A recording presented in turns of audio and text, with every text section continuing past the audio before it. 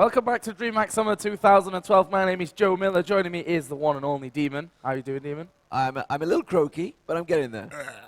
Lost his voice and all that cool stuff. Before we get started, I'd just like to say there are some strange people here you've seen on camera. To the 60k people plus that are watching as well, we don't know either. We just put a camera in that area and people do things.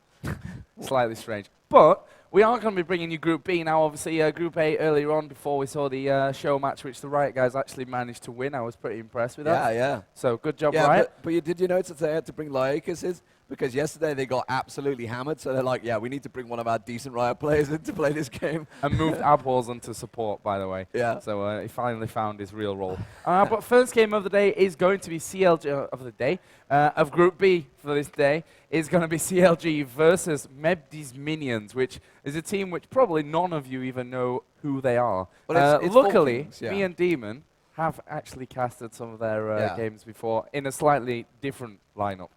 Yeah, it's basically a mix of Western Wolves, Four Kings, and a few others just sort of thrown in between. So it's like Yamato Cannon, Baron Panda, etc. They're all sort of thrown in there. Yep. But obviously, coming into this one, CLG.EU are the big favorites.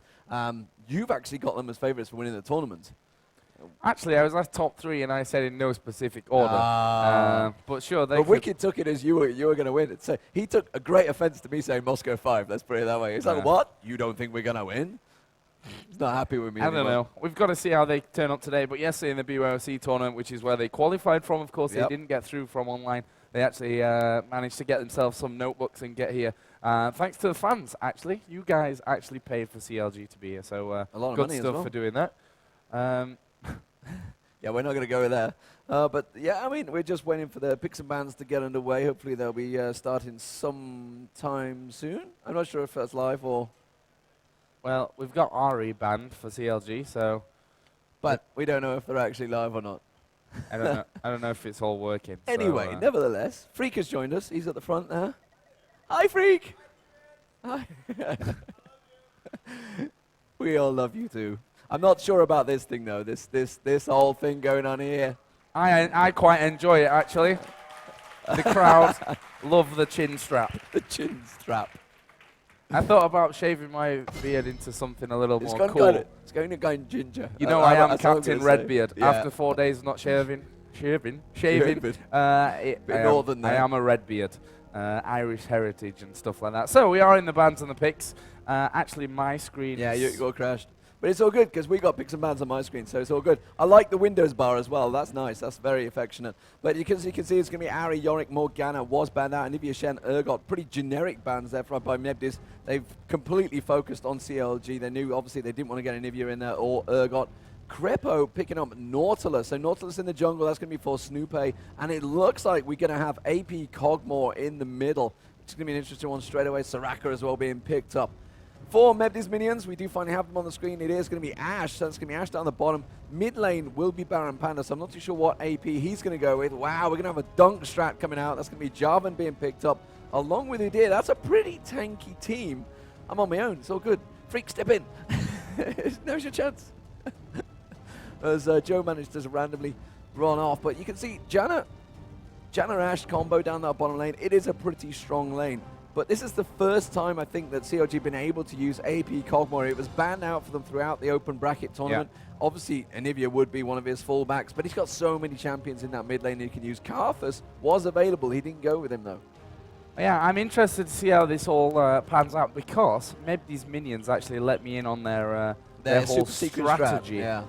Which actually, when they told me, I was like, well, that's not so secret. And there we go. There is the Karthus. Something which Froggen has been playing a lot, of course. Anivia is, I guess you could say, his champion, actually, is going to be banned out.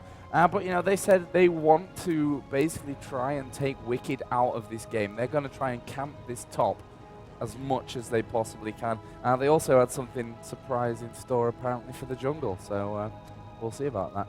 Well, it's got to be Udyr or Jarvan. That's neither are really I that didn't mean surprising. The pick in oh, particular. right, what they're going to actually do the actual with the strategy, jungle. Okay.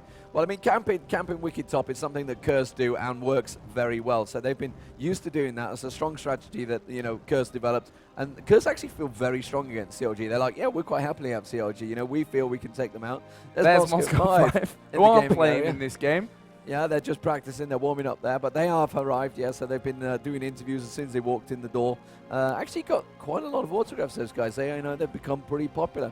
But meanwhile, it looks like Rise is going to be the final pick, which is going to be an interesting one for mid.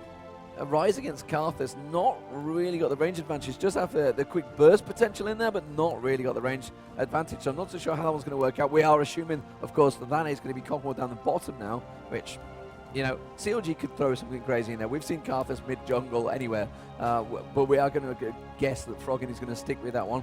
No crazy swaps coming out. So Juar is going to be the support. Okay, Kestrel is going to be the AP. And Skullamaniac, that is, isn't it? He's got Skull Lilac for some reason, but it's Skullamaniac.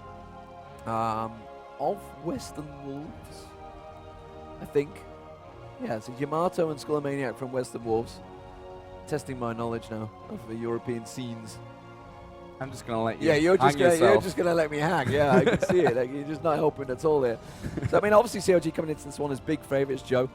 Overall, obviously Moscow 5 and AL are the other two teams. They're going to be coming up after this game, a freaking ribbon turn, which will all be a fantastic game in itself. But, I mean, what are we going with from this group? What are we gauging as the favourites? I think you've got to say CLG Moscow 5 on paper. Yeah. Moscow 5...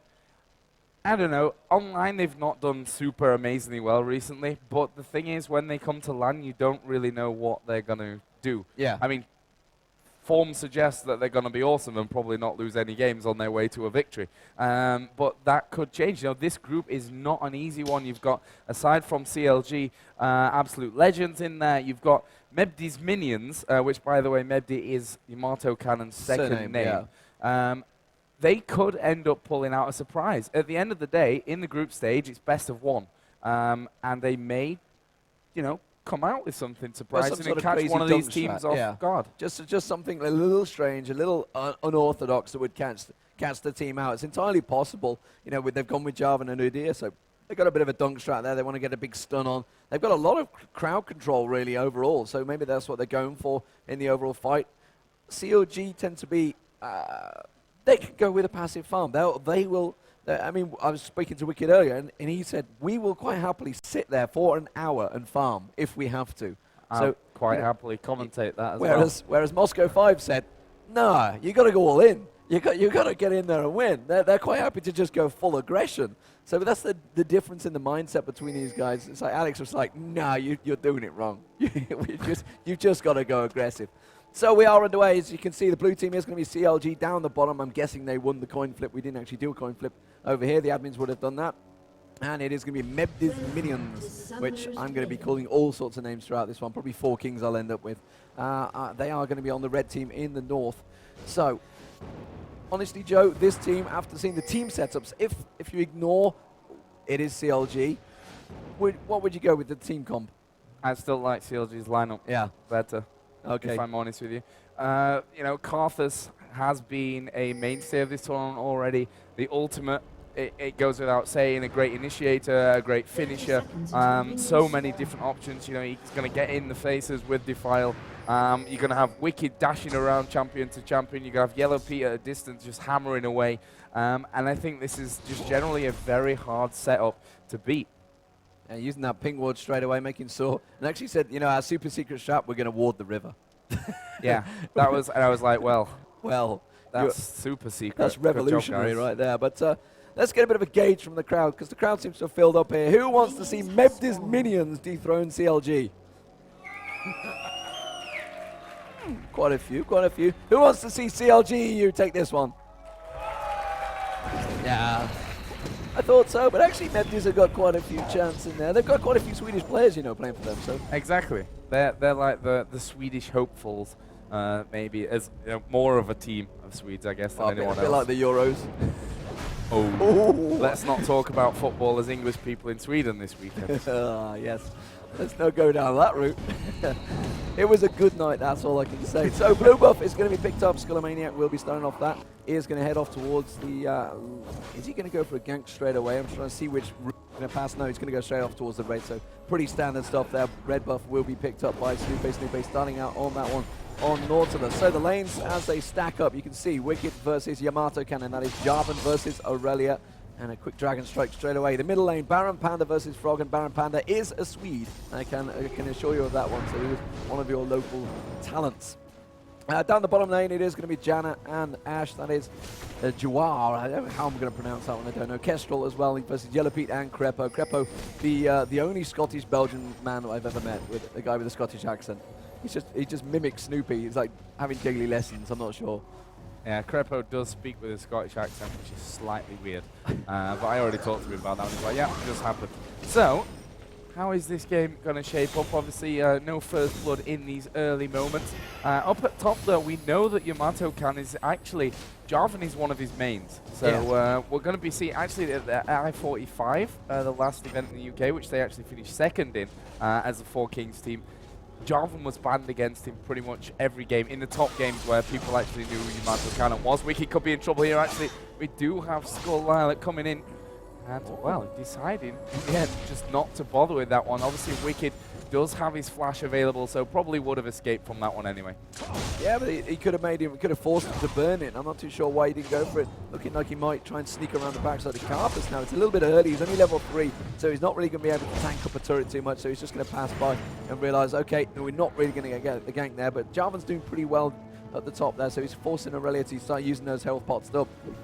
Bottom lane, let's have a look down there. You can see Nautilus just going around the jungle at the moment, picking up those golems. Meanwhile, not really a great deal. They've just been pushed back. Kestrel's quite happy to farm it on his turret. You know, Ash is a very hard person to stop farming, especially Yellow Pete's going to be trying to keep him at range as much as he can, but until he hits 6, he's really not going to be able to force him back, and he's going to be dodging those that volley that comes out. Skullomaniac, though, on the invade, will pick up the wolves, so it's a sneaky bit of play. Baron Panda just dodging away from Snoopy.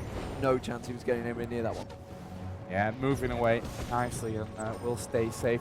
Obviously, the Nautilus with that Dreadline can make up ground very quickly, so they need here Medivh's minions to make sure that those wards are constantly in place. So currently, they've got no real vision there. We are going to see actually Udyr coming in towards his side. Wicked down to half HP. There is a flash stun coming in from Udyr. Can they finish this one off? They are going to dive under the turret. He comes back away. Udyr will survive. And there is the first blood for Medivh's minions. And that was the plan all along. Camp Wicked out of the game and try and throw him off. Yeah, and while he did that, he actually went around and took the big wolf as well. We haven't seen it, but I'm pretty sure he went and took that large wolf away, which is why Snoopy's obviously just passed by and realized it wasn't there. So doing a very good job at actually camping against Snoopy and getting the kills. It's working out very well, 6.8k to 6.2. So he's just got that slight gold advantage. First blood, of course, just gone back. Carthur's just gone back, so he's building towards the captains to protect her there. Haven't seen Rise moving yet. He's going to be obviously building up. Double Doran's Blade for Yamato Cannon on that top, so going very aggressive. All about the attack damage there. So interestingly, that Yamato Cannon would have played alongside known Plasma. Plasma's pretty well known for that top Jarvan as well. So they are top Jarvan players, and it's interesting the way they build it. They build it both completely different as far as I'm aware. One will go full on aggression, one goes full on defense, and quite happily passive farms his way through it. But as it is, Yamato seems to be doing a fantastic job. Did burn out Ignite there, but you know, when you pick up the kill, Ignite was also used by Wicked. I incidentally put it onto Skullomaniac, but obviously didn't pick anything up from that one. Has got a flash available still, Yamato Cannon, so we could see another dunk on Aurelia coming shortly. Yeah, and they must be getting close to 6 actually in this top lane. Okay, 5 1/3. Currently, that's when it's going to be harder for Wicked to escape when these ganks come in. We did see a pink ward put down in this top rush, which is something they talked about. They want to get the wards away, leave Wicked with no vision, and just stay around there and constantly gank Wicked to try and keep him off. Of course, it's so far working out. 1-0 in the kills. And 32 CS to 43, so Aurelia does still have a lead in the creep score in this top lane. And actually, Wicked bought a pink ward of his own, so I guess kind of used to being camped out in this top, and he's going to try and dish some back of his own. Yeah, what also surprises me is actually Baron Panda's leading the CS in the middle, only ever so slightly, but he's leading it against Froggen and Carthus, which is pretty surprising in itself. You can see he's about 10, just about 8 CS ahead, so he's doing a good job at keeping there. We haven't seen Snoopy coming out looking for those ganks yet. He's quite happy to passive farm it up. He's gone for the Philo Stone, so he's getting that GP10 item on Nautilus rather than going for anything crazy. Now, the question is, did Skullomaniac manage to sneak in there? They're going to dive through again. Can they get the dunk? This time it will be the ulti on towards Wicked. He uses There's some dash. I'm not too sure whether he's going to be able to get away from this one. Remember, Yamato does still have flash available. Ignite will be up in a second. Skullomaniac's going to try and get the stun down. Where is Wicked running off to? Does get the stun down. He's going to get the Dragon Strike straight through again. The stun again. Wicked is not going to escape this one. The heal pot running, but he's not going to be able to juke away as much as possible. He's just actually detracting them away, pulling them away from the experience. But he will get picked up, and he buys the time for CLG to pick up the Dragon down the bottom. So very nicely played there. Snoopy actually caught by the Howling Gale, but it won't be enough. And they'll back away. So 2-0, but that Dragon's actually equalized the goal. Bang on 9.8 to 9.7. Yeah, and that was an important move from CLG. Once that was all going on, they knew that, okay, we're going to lose out in this top lane, but let's take Dragon once they've got no real time to respond to that one. As you said, it brings us bang level despite that 2-0 lead for these minions. In this middle lane, Froggen 64 CS to 66, so it's very, very even still. That slight advantage. There's a big thing though. Blue buff will be taken away. The timer's down perfectly for Mebdi's minions, and that is going to mean that there's no blue buff this time around for Snoopy. Yeah, so Mebdi's on a great start here. The question is, can they carry it through? The CLG will quite happily sit back and farm this one. Yellow Pete missing the gold there. He tries to ulti up. He has hit 6, so ulti is available. Kestrel also hit 6, so that arrow, we could see some big plays coming out from that one at a later date. Skullomaniac takes the red buff away now, double buffed up. Are they going to go back and sit on Wicked, or will they leave him alone? Because the problem is, you know, if you're going to sit on him, you have to sit on him for a long time, because Wicked will just stay in that top lane and farm. But, you know, it could detract and pull it to a 4v5. He hasn't got teleport, so he can't really get in and join a big fight down the bottom if they were to have one for, say, the next Dragon coming up in about 5 minutes' time. Kestrel, though, is just going to continue farming down the bottom. How's it going between these two? You can see it's 60 CS to 72, so slight advantage for Yellow Pete. Yellow Pete's actually been pretty dominant throughout the open bracket stage. He really was very strong, certainly against Millennium last night in the open bracket final. So he really was dominating. It was a strong lane, Yellow Pete and Crepo. Definitely one of the top AD lanes at the moment. You know, you're going to have to say that probably Chaos and X Special are the #1 at the moment, because, well, TSM have won the last 2 events. We'll see what Moscow 5 have to say about that a little bit later on today. Actually, we are going to see the stun coming out there. Will Froggen be able to walk away from this one? At some point maybe, but he's actually going very, very low, and that's going to be a one-on-one picked up by Skullomaniac, and that is a valuable kill once again. We've seen the top being camped. We've just seen that kill coming in onto the AP champion in the middle, and now we are going to see them trying to push down this middle turret. Yeah, they're beating on the middle turret at the moment. You can see, meanwhile, there's a 3-man push on the mid turret, so Garen eventually will look at the middle turret. There we go. It is the middle turret. They are on the 3-man pushing it, and they will take it down, so very nicely done that. So, would you believe it? Mebdi's minions take down the first turret, 3-0 up against CLG. We did say the group stages, anything can happen. At the moment, it is working out very well. Can they get around the backside of Crepo and Yellow Pete's just going to back away. Yeah, they're wisely backing away from that. But that's a good bit of ward placement already in the enemy jungle, in CLG jungle there.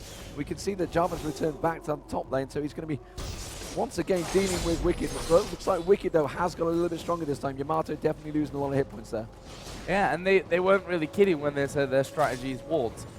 They have literally filled that bottom side of the jungle up. They've got great vision on Snoopy's paths, and that's one of the things with Nautilus, with that dredge line, he can get these ganks a little bit, they can be surprising, but when you've got the right ward coverage, that's not going to happen quite as easily, and that's something that they're actually playing Snoopy out of the game with right now. I mean, we've not really seen him gank whatsoever, so that could be a problem in the long run for CLG. We said before, it's best of one, anything can happen. Actually, we've got the arrow coming down this middle lane here. Froggen will actually dodge away from it, and he will stay safe. Actually, Skull was over waiting in the wings should that arrow have connected. Yeah, that would have definitely been a very dead Froggen if that arrow would have landed. So they were nicely in position for that one. So looks like Skullomaniac seems to be the man that's creating things at the moment for Mebdi's minions. You can see Snoopy would have got spotted by that hawk shot, I think. I'm pretty sure that would have just passed over. Skullomaniac again in position. He has passed the ward though, just down the river by blue, so he's well aware of it.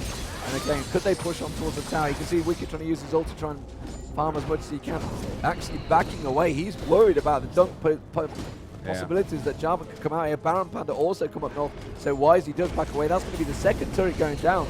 So top turret is now gone. Although Wicked's going to try and dive in there, do as much damage as he can. Baron Panda wanted to turn around. He wanted to deal damage there. Wicked just about hanging on Meanwhile, this is buying time for Froggen in the middle to farm up quite happily. Baron Panda will be missing out on that farm. As soon as he picks that turret down, just now it's going to bring the gold back into their favor. 66k to 15.3. Bottom turret still being pushed, but Kestrel's quite happy to farm this on the turret. Yeah, and we have 95 CS for Ash, 112 for Yellow Pete on Cogmore, so he's slightly ahead down there. Obviously, he has pushed that lane out a little bit as well. So it's very, very even. His bottom lane not seeing so much action, not really seeing the ganks. The action has been focused in this top lane and on the middle as well. And now, so far, they're leading by a good solid 1,000 gold. Here are Mebdi's minions, with that middle turret taken away. Of course, the vision that comes with that as well leaves them in a very good position. 12 minutes or 13 minutes into this game, and actually the Dragon will be up here in just a couple of minutes. Yeah, so they're starting to position those wards, getting ready for it. Froggen's continuing to farm, despite the fact that, you know, Baron Panda was gone for a while. He only missed out on about 10 CS, despite the fact he was at the top taking that turret down. So he didn't really miss out on a great deal. Had gone to get that Tear of the Goddess, and now with alongside that Catalyst and Merc Treads. So Baron Panda building up very nicely. And again, Mebdi's minions, they're going to, I think what they're going to do is to try and pile down the mid, force them back, try and force those minions onto the turret, yeah, and immediately they're peeled off straight towards the Dragon. I don't think the CLG will fall for that, though. They know that it's going to be due any second. They had the timer on it. They picked it up the first time around. So Mebdi's minions are going to try and start this one out. You can see Soraka coming across. He takes down the pink ward, the vision ward taken down. Will they get across and steal it? I think they're just going to play it safe here, CLG. Yeah, they're not even going to intervene, and they're just going to let them take it. So the gold advantage continues, and they have nearly a 2k gold difference now. Yeah, and it must be a little worrying for CLG. I mean, don't get me wrong, I said that Mebdi's minions may have a chance of surprise, but if they win even one of these group games against Moscow 5, Absolute Legends or CLG, it will be an upset. There's no other way around that. Open the group right up. Yeah, and it would totally mess with how the group actually will end up finishing out. So at the moment, they're looking good. They're looking strong. The question is, will they be able to carry things through? Because CLG, they're a polished team. They're a team with so much experience, both you know, in this kind of situation where their backs are to the wall, and that's something where I'm not sure Mebdi's minions will be able to push things out. Will they be able to finish a game off when they've got the advantage? That remains to be seen. Yeah, we talked about this at I-45 when we saw these guys playing firstly. You know, have they got the aggression to push on when they get the advantage? At the moment, I would say no. They're not pushing that big advantage. They've got a 3. It's only a 3-0 lead, but they've definitely got a clear advantage in some of the lanes. And they haven't been able to drive it forward. I haven't really seen Ash arrows landing yet and really creating anything. Yamato cannon will be spotted in that bush. I think they're pretty sure they realise he's there. Obviously, the ulti went out from Cogmore. They're not pushing up that lane. They realise something's up. They know that they haven't seen the jungler for a while. Hasn't been spotted yet. He hasn't had the eyes on him, but Yamato, I'm pretty sure they realise he's there. They're not pushing out for a very good reason. They're just peeking it out. But Skullomaniac, he's been pushed top. There he goes. Yamato shows himself and we'll just back away. Will he go just round to the tri-bush, though? I think he may do. Try and walk towards there. Can they manage to land something on Froggen as he works his way up river? You see Wraith's being picked up by Rise as well. Meanwhile, Skullomaniac's farming out. So back to a bit of a passive phase, Joe. And honestly, I think this actually plays into CLG's hands. Yeah, it does. One thing there, Yamato Cannon spending a lot of time in this bottom lane. If you look at his CS, 88 to 124 in terms of that top lane. Actually, he's just slightly ahead in gold from those dragons and from the kills that he's got there as well. But it's a scary thought to be leaving that Irelia alone to be farming. We know Wicked can farm like a beast, and later on, at some point, he's going to stop farming and start bringing a bit of pain. Yeah, and it's what they talked about. They says you camp Wicked at the top, he'll just farm.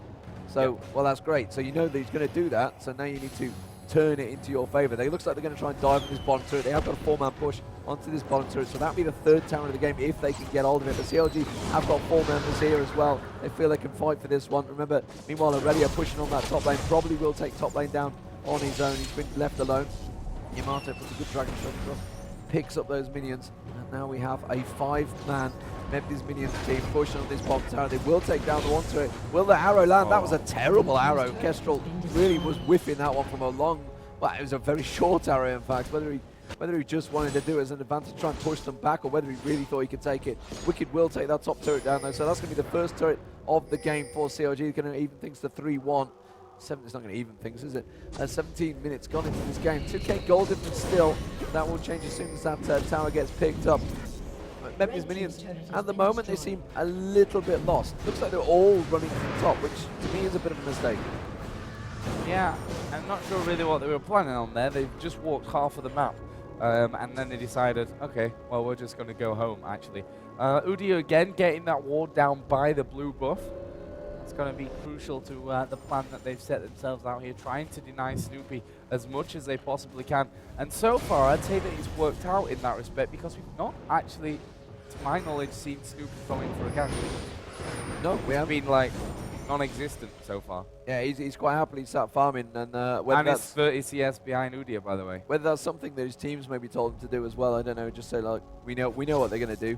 They're camping me, so we're just going to sit and farm it. They are only 3-0 down, so it's not the end of the world. Yeah, right. They're only 1k gold now. So immediately, the longer they've left this, they've already gained a 1k gold difference between the two. So they're going to push on towards this mid turret. CLG finally starting to get their teeth in, and will take down the second turret of the game. That's going to get ripped apart, no problem at all. Jarvan's actually on the top lane, finally working his way down. Actually going to pick up the... Whether he's going to pick up the golems en route, I'm not too sure, but they seem a little bit lost in how to encounter this. And really, you know, they've got one of the greatest initiators in the game in Ash's Arrow, but as yet they haven't landed it, which is a problem. They need to just pick someone off, but CLG I think are too wise, too experienced to actually just catch themselves up and leave themselves hanging for them at one of those arrows. Yeah, and that's the thing with this setup, actually, from Mephi's minions. You know, Ash arrow hits, you've got Jarvan to lock them down, you've got the stun from Udia, you've got the Rune Prison from Rise, you've even got Howling Gale after all that's finished. So there's a lot of crowd control with this Mephi's minion team, but they've got to get in the right position. There goes the ultimate actually down on top of them. Good flash away from Wicked. There's another arrow, which is about 4 miles out of position. Ultimate coming over. And, well, Kestrel having to flash himself out. Snoopy tried to get in there with the dredge line. Didn't quite connect. And it looks like they are going to walk away from this one. But you can see Wicked is feeling stronger now that he's had that little bit of time to farm. Doesn't want to overextend. Here comes the Karthus ulti, though. This is going to be kills. Yamato cannon goes down. Kestrel picked off by Yellow Pete. And the 3 remaining players will back away. But a 2 for nothing, if I could count. It looked almost too easy. The Ash arrow has got to hit Demon. You can't afford to miss it. Yeah, that was almost in the classic gank position. CLG got themselves in a position where, as if you're like trapping the Baron, they just came running round, and as soon as Aurelia got locked on them, they suddenly blew everything at Aurelia, which was the last thing they should have done. Yep. So everybody else was like, well, now we've got a free chance to just get in, use all our abilities, and of course, Froggen with Carlton manages to pop them all off and pick up, effectively, a very easy Baron. And that all came from the aggression that Mephi's minions had. It just backfired horribly on them. I mean, that Ash arrow, that's the 3rd one he's whipped now. You got to think the nerves are getting the better of him. It looks that way, actually. Yeah. I mean, they're playing on their own setup. They've got their own keyboard device, of course. So I'd say it's nerves. It certainly looks that way because they've not really been close even, those arrows that we've seen so far from Ash. But still, let's have a look at the overall picture. 3-2 in kills. Still, Mephi's minions have the advantage there, but they're exactly 3,000 gold behind. Still have the turret lead, though, at 3-2, and they're now going down for Dragon number 3. Yeah, they are going to go for it, but it looks like CLG might try and contest this one. Mephi's minions may get it first, though, before they get in position. The Dragon will get picked up. The question is, will they take any kills from him? Mephi's minions just want to back straight at this one. Yamato kind of going to eat a couple of layways there. Baron Panda also being locked onto. Ash trying to slow them down, but they're not really landing. And those Cogmore ultis are starting to hurt. Kestrel actually stopping to put the volley across. Will slow them. Howling Gale goes across. Will slow them down again. Kestrel very low. Karthus ulti is about 3/4 through, though, so it's not going to be quite ready to take it down. Instead, they are going to push that minion wave in the middle and maybe try and pick up a tower. But they did force some hit points down. I don't think Baron Panda can do anything about this one with Rise yet. They're just going to have to step away. So CLG going to effectively pick up a tower, or just off the back of pressuring on the Dragon. Snoopy trying there to get the initiate off. They'll be quite happy to fight here. They have 5 versus 5 with that Baron buff on. Let's see though if they could take down this inhibitor. Sorry, Yamato cannon actually is going to slide in there. Was met halfway by Snoopy, taking a lot of damage. Ultimate from Cogmore won't quite finish him off. 7 HP he had left there as he walks off. And CLG will probably stick around to try and finish off this turret. Minion wave is not quite in there. There is the ultimate from Froggen. Picks up the kill onto Yamato cannon. Was possibly a bit overkill for that 7 HP. But you know, what are you going to do? Kill secured, Kill's a kill, and the rest of them are all wounded. So they are going to push in. This inhibitor turret is going to go down. The inhibitor will, of course, follow after that as well. What will CLG do after that? I'd imagine probably going towards his top lane, because it is halfway pushed, plus they've taken down that outer turret on the top side. Yep, that's where they're headed. Yeah, so a Baroned up CLG really pushing through there. There's not a great deal that these minions could do after being caught out on the back of that one from the Dragon. They did a good job getting that Dragon and getting out quick without losing anyone.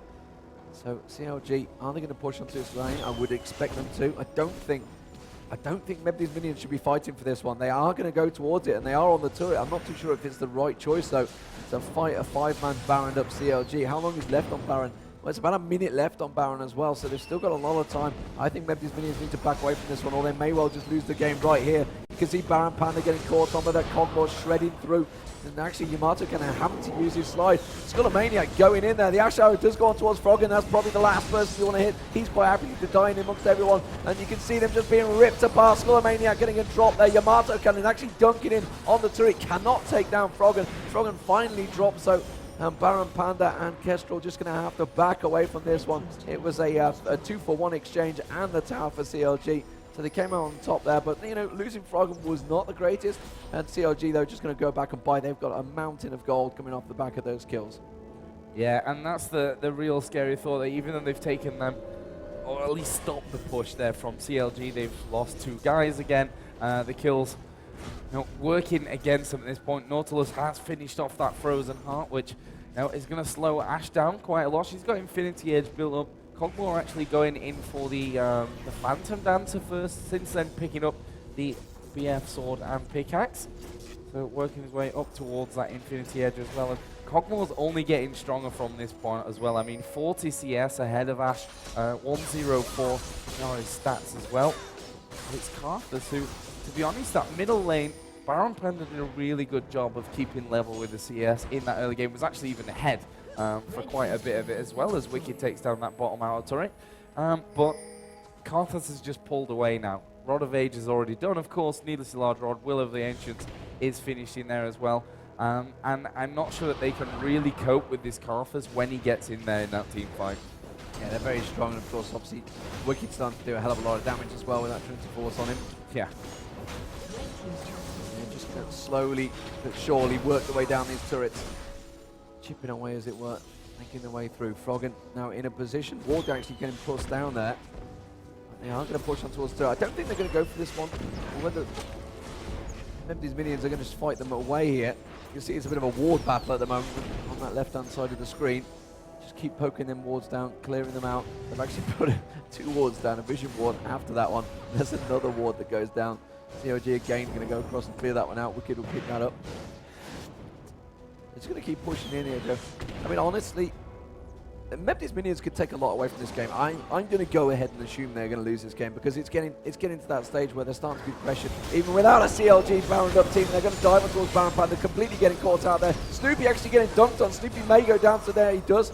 Yamato kind of managed to pick up a kill, but it was still, again, a 2-for-1 exchange, and Yamato, Skullomaniac, sorry, taken down to absolutely nothing. So a 7-5, they're all going to have to back off. They're fighting super minions as well in the middle lane, so they're having to keep them away. Now they're going to be pressured on towards that bottom turret. I think CLG could just push in on this one. They're waiting for that minions to conga line the way up there. Finally, they're going to reach it, and Yellow Pink will just shred it down alongside Wicked. Actually, Wicked's going to dive towards Kestrel. Kestrel actually cleansing off there. Skullomaniac now the second target. He's going to be able to flash away as well. And they're just going to pick that turret off. Oh, just before he got back on the fountain, Froggen picks himself up another kill. So CLG, they had a struggling start here, but I think maybe these minions could take a lot away from this one. And Moscow 5 and XHCL, or absolute legends now as they are, we'll have to look at this one carefully. It's not going to be as easy to match as they think. They're not a pushover, and that's what we said before, that these guys are strong players. They're all really, really high elo, and they've, between them, played on big stages before, actually. Obviously, I-45 for Yamato and Baron Panda, who were in that 4 Kings team at I-45. But the problem is CLG are a lot more experienced. We saw them fall behind, but they didn't really show any signs of struggling with that. It was more a case of waiting for the right opportunity. Actually, I think that big team fight that changed this game could have gone a lot better than it actually did for Mebdi's minions. So possibly nerves getting into that, something that they're going to have to fix for their next 2 games. But it is looking like CLG are going to be picking up this game, their first in the main tournament. Let's not forget, they did come through that BYOC and managed to come through with the victory and the seed from that one. But chances for these minions now, Demon. I mean, Baron is back up. Surely that's their last hope in this game. Yeah, last stage hope is to try and get a steal on that Baron. You need to get the ward placement in there, but honestly, I'm not too sure if they're in a position to go for it. Kestrel has to land that arrow. I don't think he's landed one yet in this game, which is the key part of Ash. He landed one onto Froggen at top. Oh, you mean, oh, right, okay, when they were all stood together. About 2 meters. Yeah, point-blank range arrow in the face. So it's 8-5 at the moment. You can see the advantage going CLG's way. They are moving in towards that Baron pit. Crepper's going to clear that one out. Crepper, of course, did get caught out yesterday in the Open tournament by a very good Anivia freeze, but I don't think it's going to happen today. They have actually peeled off the Baron here, so still CLG don't feel they can tank it up and then quickly go on there. They're very worried that they can get leashed on it. Did it reset? No, it didn't. It didn't. Nope. They managed to keep it on there. See Yamato putting the Demacia standard down there. The Ash Arrow has come across. It's managed to land on towards Yellow Pete, which was a great target. But unfortunately, they've gone for Wicked. I don't understand what they're doing there. Skullomaniac and Yamato kind of finally diving in, but they are in the wrong place at the wrong time because Wicked, why on earth did they go for Wicked? I don't know. He's just tanked his way through that, picking up a triple kill. A quadra kill, I think, came out as well there. There's a quadra. Can he get the pentakill? Joao now. It's going to be the pentakill for Yellow. There it is. Oh, you stole it. Scumbag Froggen. Scumbag Froggen steals away the pentakill. Would you believe it? They're going to push through. That is going to be GG to CLG. 13-5 will be the final score. And, well, you know what? Memphis Minions put up a good fight, Joe. They've put up a good fight. As you said, they can take a lot away from this one.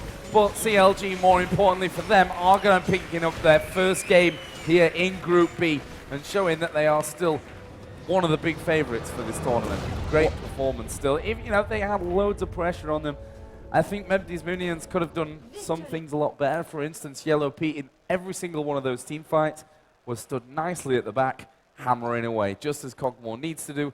And their targeting was a little bit questionable, I'll call it. Proving why Cogmore's banned all the time. You know, whether it's AP Froggen in the mid or whether it's AD Cogmore down the bottom in Yellow Pete, they've been fantastic every single time. So that's why you always ban them out. It's pretty simple. You ban Anivia, you ban Cogmore, you ban Urgot. That's what you do against CLG so far. But then you leave a lot open, like your Karthus, exactly what he just had there. The question is, Moscow 5 and Absolute Legends, they've been watching that.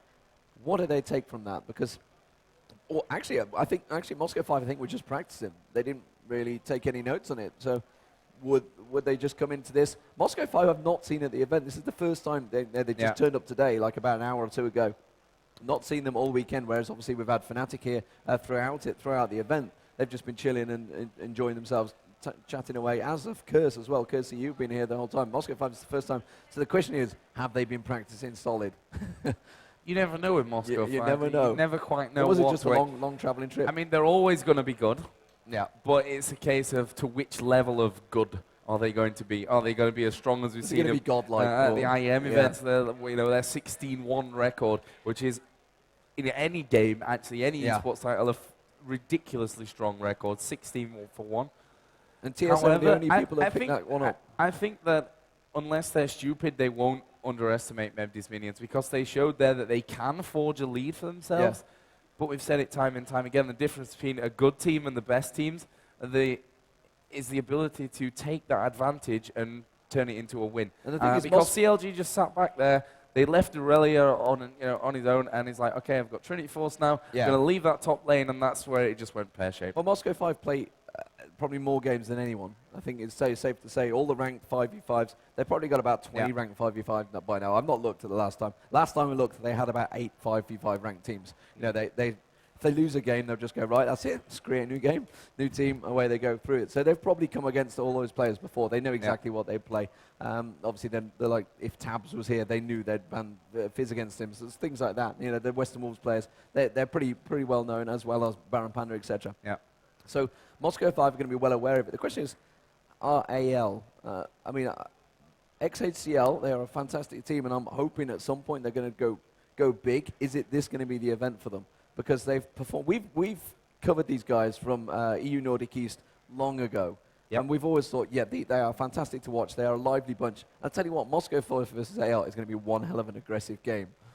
That's going to be a real Nordic East showdown. For those that you don't know, we did some of the Go for LOL for the monthly finals, and there's always a level 1 fight in those games. I think we've even seen aces at level 1. Yeah. Probably not. That's probably an over-exaggeration, but it's that kind of intense. So, they are both very aggressive teams. We'll see how that all works out. We've not really seen all that much at level 1, actually, in this tournament so far. I think only one game, possibly, where we saw a real big invasion. Yeah, which was the last game of the group. I'm trying to think it was Jax in the Tribush with his ulti. Can't think who the heck it was. It was Fnatic, wasn't it? That was it. Fnatic with the ulti on ulti Counter-Strike is level the word 1. I'm after. Yeah, level 1 ultis. They're using hacks. And but I don't know. Honestly, level 1 fights, there's something that always used to happen in the American teams. You see it all the time in the Asian teams. They are mental. The game is made at level 1. Yeah, thank God Twisted Fate's not been playing yet, because the Koreans are mental for that guy. If you ever come against a Korean or Asian team, you just ban Twisted Fate. It's pretty obvious. But anyway, enough rambling, guys, because we are going to have an interview. I can't see who it is. Looks like it's Wicked. Looks like it's Wicked with Freak. So we're going to pass over to those guys, and we'll be back after the next match. It's going to be Moscow 5 versus Absolute Legends coming up after the interview.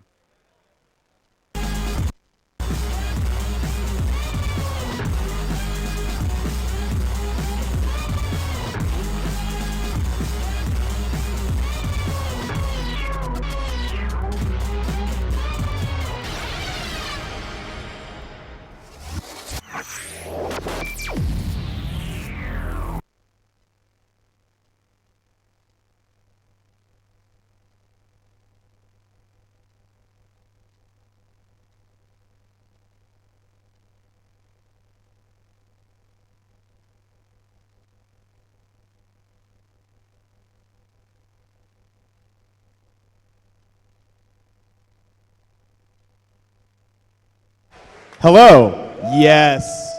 We now have a microphone. Hi, everybody. I'm David Freak Turley here at DreamHack Summer 2012, here with Wicked, the top laner from Counterlogic Gaming. So again, how you feeling? I'm still feeling amazing. It's been a great day. We got to sleep long because we won yesterday and we got into this group. Then I woke up late. I got the boss perfect and everything. So it's a good day. And we just won our game. All right, great. So your first match, you started out 0-3 as a team. Did that scare you at all? No, that didn't really scare us at all because we expected to die a lot because they have a very early game Centuit set up.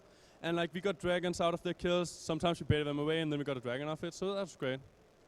So then what made you say, okay, let's go aggressively. Let's start taking kills ourselves. When do you decide that their early game was done and it was time to take advantage? Pretty much once they took all our towers, we were like, we have to take some towers as well. So we just wanted to put pressure on them and try and get some towers so we could get back into the game. So if you're running an early game team, or if you could give advice to that team to do better next time, how do you get farther ahead? They took 3 kills, they took 3 turrets, they traded dragons. How do you get farther ahead as an early game team to close it out? I think that they took towers too early because we out-CS'd them a lot because they took all the towers. We just moved around taking towers, but they lost so many creeps by doing that, so they didn't really get ahead by taking the towers. They only got a short advantage until we got our towers back. All right, great. So you guys closed out. You guys got a really good late game there. Let's take a step back and look at champion select. You know, they went through, they grabbed the Jarvan early on, they grabbed a lot of champions. What was your strategy going into the pregame here? Our strategy was just to get a strong setup that works late game and that we can win lanes with. Like, for example, Cardos is decent in lane and we wanted to pick him early before their mid lane and we had to. So we have to pick a hero that can play against pretty much anything else, she's gonna die. Irelia is good against almost anything as well, so she's versatile and she's strong against Jarvan and Yudi at the same time, where a lot of champions are weak against one or the other. So we pretty much just want to win early game and have a stronger late game, or equal early game. Okay, great. So you're coming into another match against Absolute Legends. It's 2 matches from now. Do you have anything prepared for them? I'm going to prepare before the game. I'm going to look them up on elo buff, see what they play, because I think that's the easiest way to do it, because if you look too much into them and so on, you're going to think too much about, oh, they play this, they're so good at this, I'm going to be nervous and all that. But if you just take it chill and come into the game and look them up and see what they play and so on, you're going to think about it only once, you're not going to get nervous by it. All right, so I saw you looking up their top lane player. You saw you played a lot of Jarvan, and I heard your discussion with Snoopy before the game where You know, he said he plays almost exclusively Jarvan. His win rate's really high, and you kept saying, "Well, I don't care." You know, Aurelia is going to beat Jarvan. It's not a big deal. What made you decide to sort of just take the matchup and not ban out his most played? Like, if you think about it, Aurelia, even though I died twice, as you saw this game, I never got behind CS because I'm a very strong early gamer. And even though I die and get behind, I'm stronger than Jarvan because Jarvan's really weak. He only does 80 damage. So if I just buy armor, I will out-damage him at any time, pretty much. That's pretty much it. Cool. So what kind of team composition does Aurelia fit into? Did you pick her because she's safe or because she wins the lane? Or is there something specific you wanted out of Aurelia? I just pick Aurelia because she's safe and she wins almost all lanes. So if I don't want them to snowball too hard, I'm going to pick Aurelia because I know that my teammates pick a late game comp, but they're going to outshine the enemies. When would you choose something aside from Aurelia? What else would you play here for a different role in this tournament? I don't know what I wanted to play. We'll see. All right, keeping it secret, huh? All right. Well, thank you very much for your time. Good luck in the rest of your matches. And, of course, we'll go back to the commentary booth. We've got Moscow 5 against Absolute Legends up next.